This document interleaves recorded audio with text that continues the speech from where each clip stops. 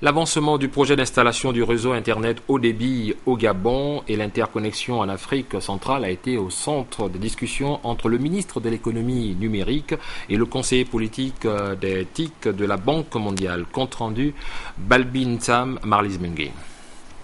Michel Rogy, conseiller politique des techniques de l'information et de la communication de la Banque mondiale, est venu faire part à Blaise Louembé, le ministre de l'économie numérique, de l'évolution du projet de développement du réseau en fibre optique qui a pour but l'accès à Internet à haut débit et la réduction de la facture numérique dans la communauté économique de l'Afrique centrale. C'est un projet financé par la Banque mondiale et qui est estimé à près de 30 milliards de francs CFA. J'ai rencontré son Excellence le ministre pour faire le point d'avancement sur le projet CAB, qui est un projet de construction d'une infrastructure fibre optique qui va permettre d'amener l'Internet au débit dans le territoire gabonais, notamment jusqu'à Franceville et également jusqu'à la frontière du Congo pour permettre à la capacité internationale que le Gabon a mis en place avec son nouveau câble sous-marin de bénéficier également à d'autres pays enclavés de la sous-région comme la Centrafrique. Le projet avance très bien puisque la composante internationale, donc la réalisation du câble sous-marin et de la station est faite et que nous travaillons maintenant sur la préparation du dossier d'appel d'offres pour la construction de la fibre optique qui ira le long de la voie ferrée jusqu'à Franceville et ensuite jusqu'à la frontière du Congo. L'Internet haut débit et les réseaux fibres optiques sont des éléments essentiels du développement économique. On sait qu'à peu près 10% de pénétration du haut débit, c'est 1 à 2% de plus au niveau du PIB. Donc il y a une relation extrêmement forte en termes de développement et de potentiel de développement économique avec la fibre optique et l'Internet haut débit. Cette interconnexion via Internet servira de plateforme d'échange en matière de communication et d'information entre, d'une part, les pays membres de la CEMAC, d'autre part, entre la CEMAC et le reste de la communauté internationale. L'Union gabonaise de banque a procédé à la célébration de ses 50 ans d'existence. C'était en présence de plusieurs personnalités, compte rendu Tassiana Minko, Michel John Boudégan. 1962-2012, l'Union gabonaise de banque célèbre le cinquantenaire de son implantation dans le pays. Une cérémonie rehaussée par la présence de l'ambassadeur du Maroc au Gabon, des responsables d'administration, du corps diplomatique et bien d'autres. 50 ans d'existence, c'est aussi 50 ans de réorganisation de la structure, notamment dans l'élargissement du réseau à travers le pays, l'accroissement des effectifs par la mise en place de nouveaux services. Bref, la liste n'est pas exhaustive. La banque commerciale, en coopération fructueuse depuis 2009 avec le groupe Attijari Wafa Bank, s'offre de nouvelles ambitions. Je rappelle qu'au début de notre entrée à l'UGB, cette banque comptait 4 agences bancaires. Aujourd'hui, elle en a 15. Elle va terminer l'année avec 18 agences. Il y avait un peu moins de 40 000 clients. Aujourd'hui, on est un peu plus de 65 000. Je passe sur les autres indicateurs, mais tout montre que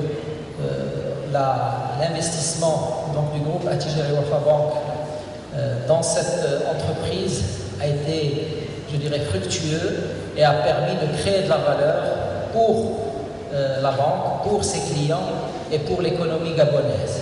Je savais très bien que la banque n'aurait jamais existé s'il n'y avait pas sa clientèle. Il n'y avait pas ses clients à qui j'ai dit beaucoup merci. L'UGB est décidé à poursuivre cette action, à l'accélérer, à participer pleinement au développement de notre pays et finalement à notre émancipation en tant qu'individu, en tant que ménage. Le diplomate marocain Ali Bodji et l'administrateur directeur général de l'UGB, Redouane Benis, ont procédé par la suite à la remise de trophées aux plus anciennes entreprises gabonaises. À côté de cela, la gratification des plus anciens clients de la banque. La légende, c'est lui, Léonard Mbadinga, Il totalise environ une 50aine d'années d'abonnement à la boîte. En effet, je suis chez vous. À votre maison il a ouvert ses portes. Eh bien, j'ai ouvert mon compte aussi à l'IGB. Parmi les temps forts de la cérémonie, le partage du gâteau du cinquantenaire et la prestation d'artistes gabonais. Vico Sekondo et Nicolas Mogo ont mis en exergue la culture du Gabon profond. Les dirigeants d'entreprises publiques et privées gabonaises échangent avec les experts du groupe AFNOR spécialisé dans la certification et l'évaluation des produits et services des entreprises. Précision et explication, Célestin Guémombam, Arnaud Mengue. Plus qu'une inauguration de l'implantation du groupe AFNOR au Gabon, la journée organisée par ce partenaire au développement a surtout constitué des moments importants d'échange sur la mise en œuvre de la démarche qualité dans les services publics et privés, ainsi que sur la sensibilisation des dirigeants sur les enjeux de la qualité dans la vie des entreprises.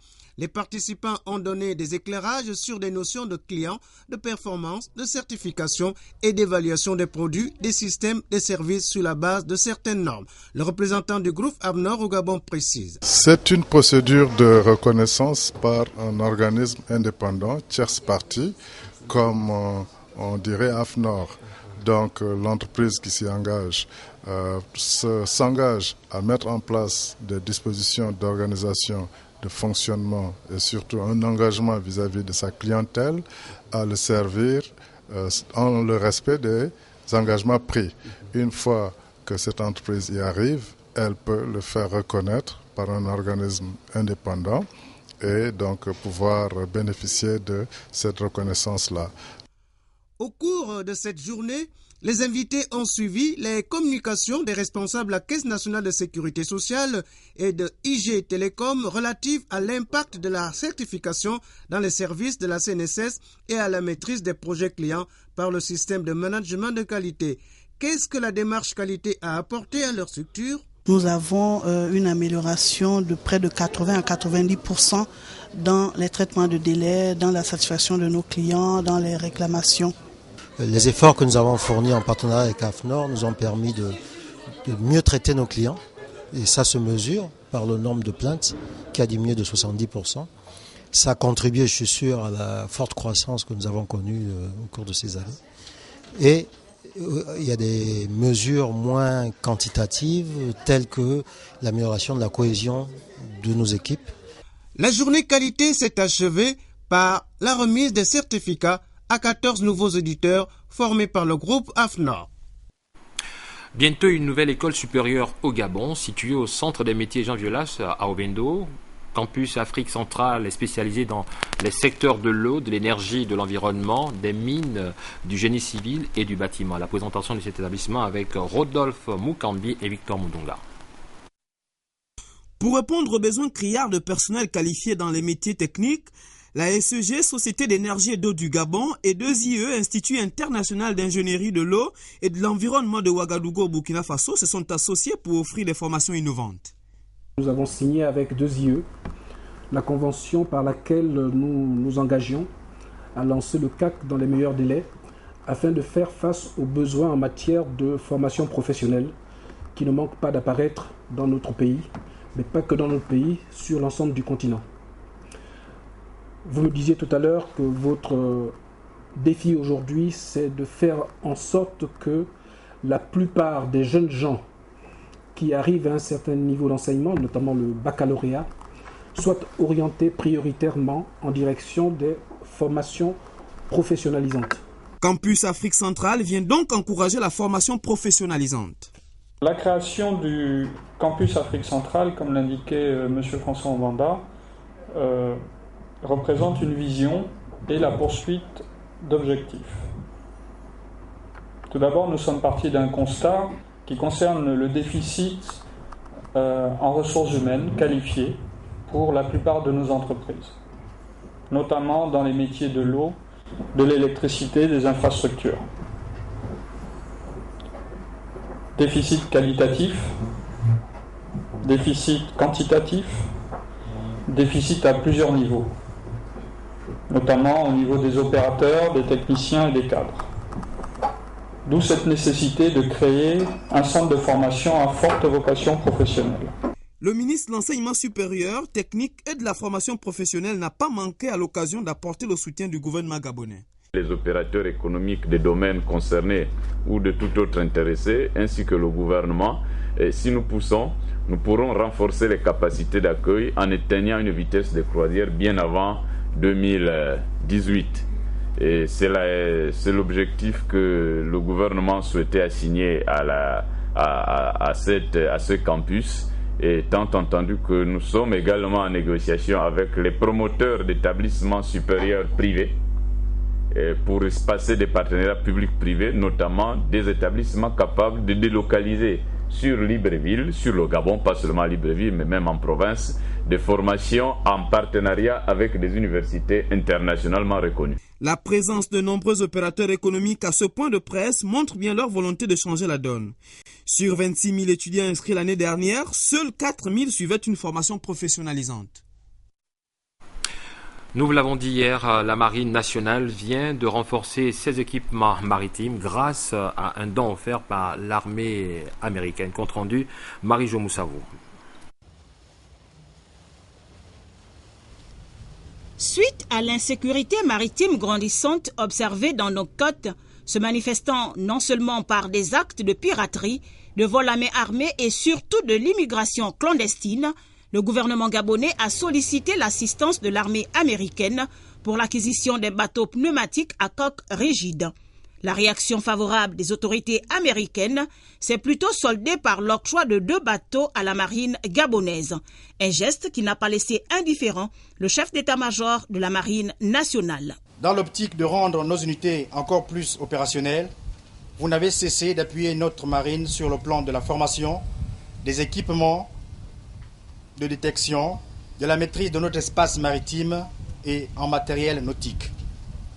Je reste persuadé que le don de ces moyens nautiques n'a été possible que grâce à la détermination des autorités de votre ambassade à soutenir les actions de notre marine. Pour cela, et par ma voix, les plus hautes autorités militaires de notre pays vous expriment leur gratitude. Pour ma part, sachez que je veillerai à ce que la Marine nationale en fasse bon usage. Ces bateaux, munis d'un tirant d'eau de 46 cm, mesurent 7,5 mètres de long et 3,7 mètres de large pour une vitesse variant entre 32 à 40 nœuds, ainsi qu'une contenance en carburant de 597 litres. Ils consomment en heure 50 litres, sont équipés d'un affût de 12,7. Ces bateaux ont une capacité de 7 places assises. Ils ont également un système de navigation VHF, HF, un radar, un sondeur et un écran de vitesse. Précisons que les 2 bateaux s'auto-recherchent rapidement à l'aide d'un éco-radar.